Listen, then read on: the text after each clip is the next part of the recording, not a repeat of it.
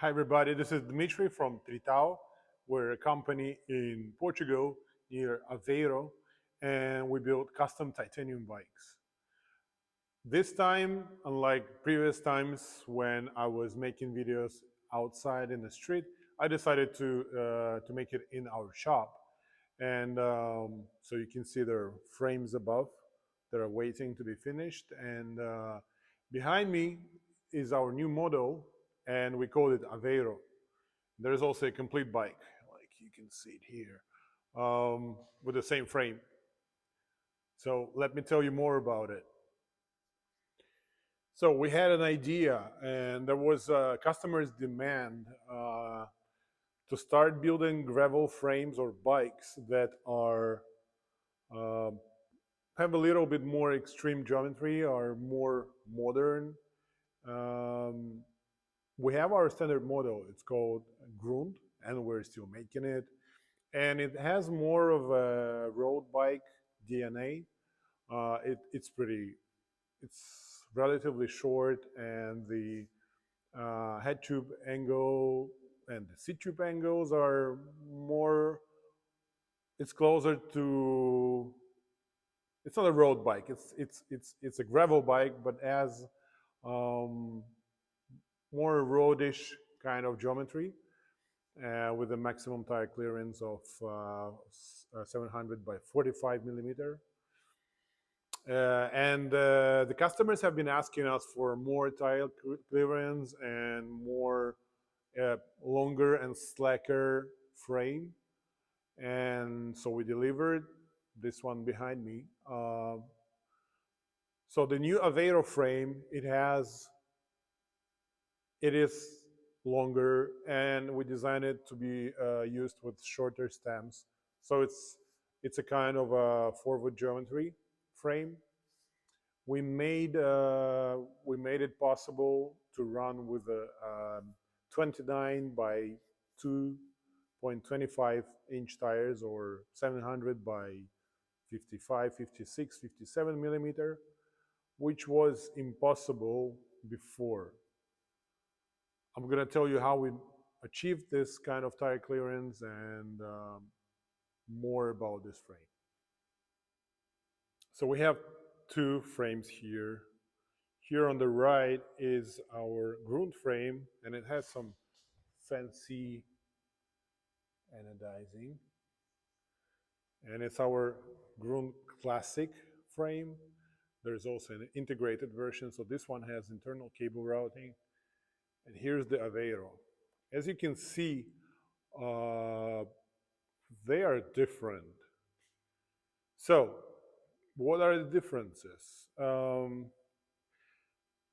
As I have told you in the beginning, the tire clearances in Groont, we use CNC machined. I'm gonna show you. Yeah, CNC machined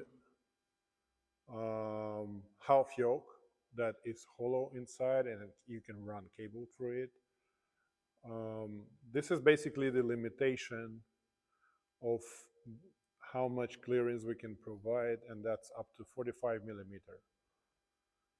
With, but this one works with the road cranks. The Aveiro has this crazy dropped chainstays, and one of the reasons to do this was to provide more tire clearance. And it is pretty crazy here. It's 55, 56 millimeter easily. So instead of CNC machining like Groont, here we did the 3D printing. Well, we designed the whole part, the whole complete 3D printed part. That is, of course, hollow, so you can run the cables inside, and it's exactly dropped, so it's out of the line of the chain ring, and this allows us to provide slightly more tire clearance. And also, it will not accept the road cranksets. However, we have tried installing one, and it did fit, but only one by.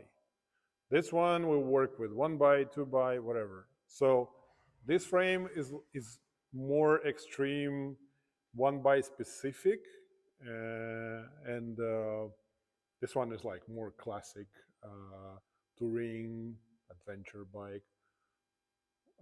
This one we prefer, well, we think it should be used for more like extreme bike packing that is kind of getting close to mountain biking, but you would still use it with a drop bar and gravel, gravel slash road transmission. I forgot to mention that Aveiro is fully integrated cable routing. You can use DADA DCR system. You can use the FSA integration system, whatever. It's gonna work with all of them.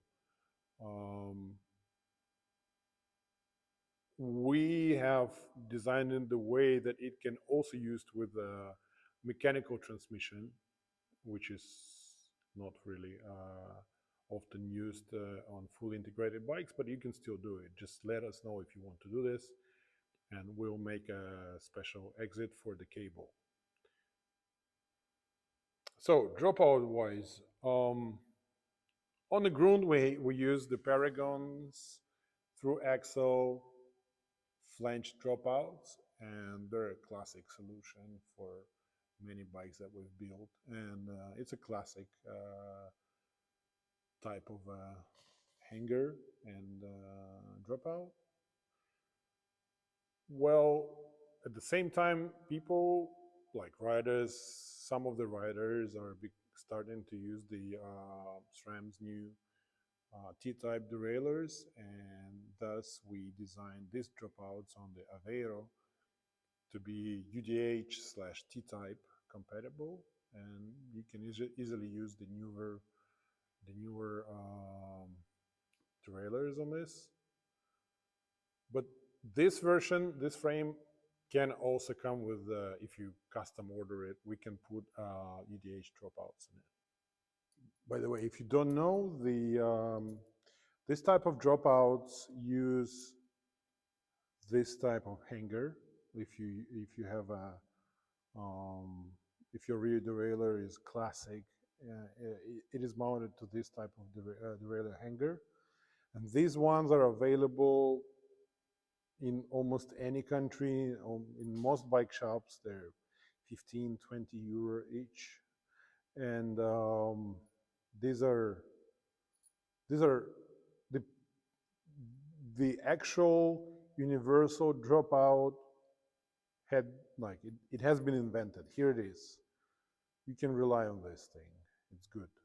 Well, it's got some downsides, but there is finally a universal dropout hanger, derailleur hanger, and we use it in this model, of course. So the dropouts are also 3D printed.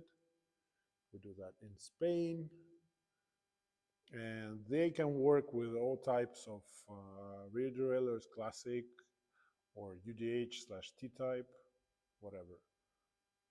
The rear spacing on both frames is the same, 142 by 12. If you want it, we can make it boost, 148 by 12. We can do that. Of course, the frames are different on the drive side too. The Groont uses our famous CNC machine flat mount, and it is 140 millimeter spec. The Aveiro uses a 160 millimeter specification flat mount. That means you can run 160 millimeter rotor without any adapters. So there is another difference between these frames. So the Groont is more like a classic touring frame, and it has all types of mounts. It's got the fender mounts and the rack mounts pre-installed. It has the bento box mounts on the top tube. It has provision for the mechanical front derailleur. So thus you can mount almost anything on this frame. The Aveiro hasn't got it. It only has the pre-designed fender mount on the yoke, but no other mounts. Why would they do this? It's a good question.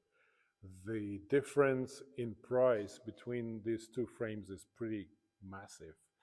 The Groont is 3,200 euro before tax. The Aveiro is only 2,500, and one of the reasons is more affordable is that it doesn't have the pre-installed mounts for all types, because not all customers want them, but we can still upgrade your Aveiro frame with any uh, fender or rack or bento box bosses. That will be an extra, but by default it doesn't have that, and that makes the frame price pretty competitive. Also, we've talked to some of the customers, and for example, those who take parts in races, gravel races, they don't really need rack mounts, uh, and they use like large tires, and it gets all dirty, so they're just not going to use it. They're going to use a saddlebag or other types of, or they're just not going to use any type of bags, so they wouldn't use it. So we just decided not to install them by default.